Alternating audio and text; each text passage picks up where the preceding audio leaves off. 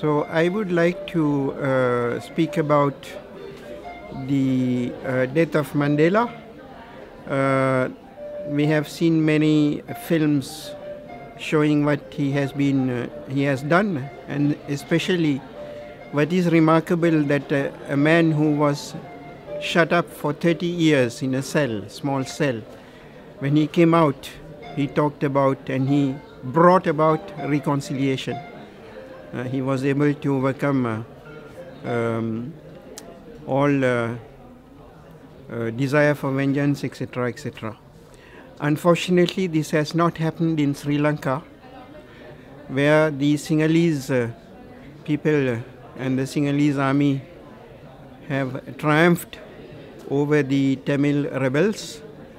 I was never a supporter of the Tamil rebels because I believe that the ends don't justify the means. But at the end of the civil war, it is estimated that there were about 40,000 civilians who were killed by government forces. And last week in France, one ONG called Action contre la faim came out openly to say that there are 17 humanitarian workers had been shot in the head, and they believe that this is the work of the armed forces as well. Unfortunately, in Sri Lanka, we have never had an independent commission of inquiry,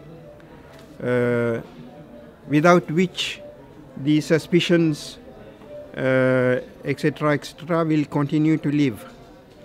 So if the Sri Lankan government wants sincerely to establish peace and good relations between the different communities, they have to stop creating this atmosphere of fear.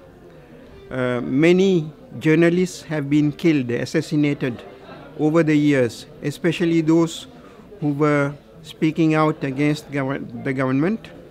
There was one independent English newspaper, the Sunday Leader, and the editor even wrote his own obituary because he knew that he was going to be assassinated. Lots of other journalists have disappeared, and lots of others have left the country because they know that they cannot live and speak freely in Sri Lanka.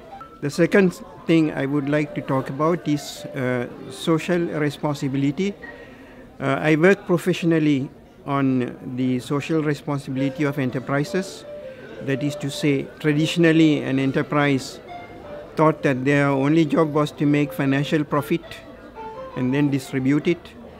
For the last 20 years, we know that we are now talking about global performance, that is to say, to recognize the fact that all enterprises have produced an economic result measured in terms of financial, but also a social result and an environmental result. And these two aspects, they have to be accounted for and communicated to all the interested parties, all the stakeholders.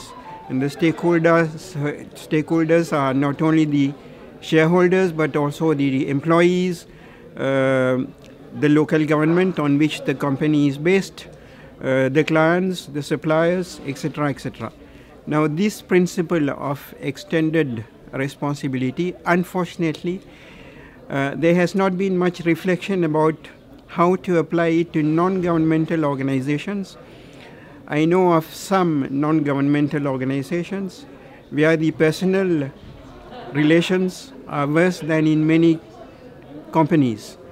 It is not because the organization is non-governmental that it is well run with justice, etc., etc. So this should apply also to NGOs, and then we have to think about what are the information that we need for NGOs.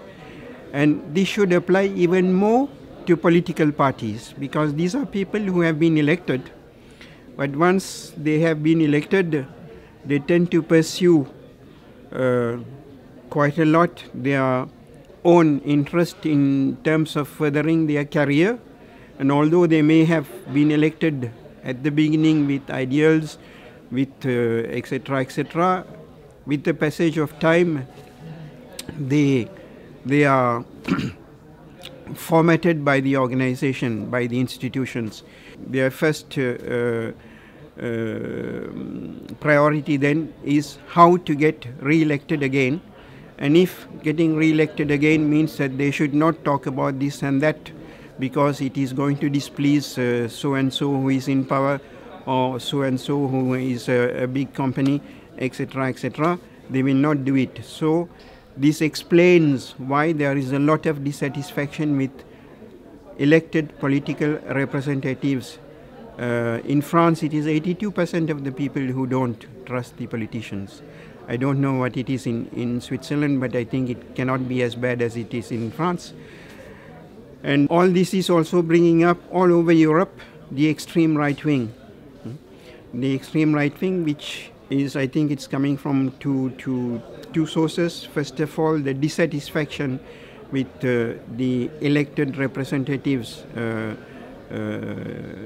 democracy, and secondly because there is a dissatisfaction with people coming from outside, that is against immigration. And this is a problem. I came to Europe as an immigrant, as a refugee, but I did not have refugee status. If I came to Europe today in the same situation in which I came in the late 50s, I would not be admitted. But there is a responsibility, because if one thinks that each one of us on the earth has a certain right to pollution, that is to say, to emit greenhouse gas, then we have to recognize the fact that the rich countries, that is to say the European countries and the States and North America, have exhausted their quota of atmospheric space. They are living on the atmospheric space which belongs to people who are living in the southern poor countries. So there has to be some compensation. This compensation can be in terms of providing funds so that these countries can develop in a different way, not by emitting greenhouse gas, or it can be by letting in so many millions of people to the northern countries.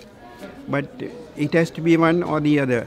I was in Copenhagen, and we had a slogan in Copenhagen that there cannot be boundaries for climate refugees.